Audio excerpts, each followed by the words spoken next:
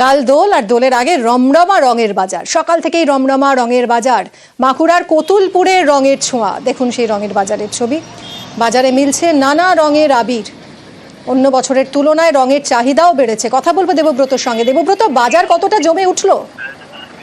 একদমই দেখো, রঙের বাজারে রঙের যে ব্যবসায়ীরা রয়েছে তাদের মুখে রীতিমতো হাসি। কারণ তারা যেটা জানাচ্ছেন যে অন্যান্য বছরের তুলনায় এবছর বাজার অনেকটাই ভালো। কারণ অন্যান্য বছরে যে পরিমাণে বাজার থাকতো এবারে কিন্তু তার থেকে অনেক রকম বাজার দ্বিগুণ বেড়েছে। কারণ বিভিন্ন রং ইতিমধ্যেই সাজিয়েছে দোকানে। তুমি জানো যে রাত পেরোলেই হোলি উৎসব অর্থাৎ রঙের উৎসব, তার আগেই কিন্তু ফুরফুরে ভাবেই রয়েছে সকলেই। যে ব্যবসায়ীরা জানাচ্ছেন ইতিমধ্যেই মাধ্যমিক পরীক্ষা হয়েছে, উচ্চ মাধ্যমিক পরীক্ষা শেষের দিকে। এলাকা যেহেতু কৃষি প্রধান এলাকা, অনেকেরই আলু উঠে গেছে, অর্থাৎ সবাই কিন্তু মেতে উঠবে এই রঙের উৎসবের। যে কারণেই কিন্তু ব্যবসায়ীরাও সারা বছর অপেক্ষা করে থাকে কখন এই উৎসব আসবে।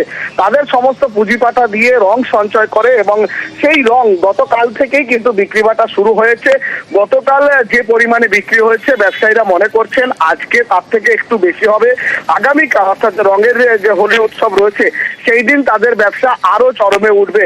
অর্থাৎ সব মিলিয়ে অন্যান্য বছর যে পরিমাণে বাজার থাকে তার থেকে অনেকটাই বেশি মার্কেট। স্বাভাবিকভাবেই খুশি এলাকার রং ব্যবসায়ীরা। মিমি, ধন্যবাদ। দু তিন রকমের রং নেবো বাচ্চার জন্য, আবির নেবো, গোলা রং কিছু নেবো, একটা টুপি নেবো। রঙের স্টক তো ভালোই আছে দেখছি। না না, খুব একটা দাম দেবে।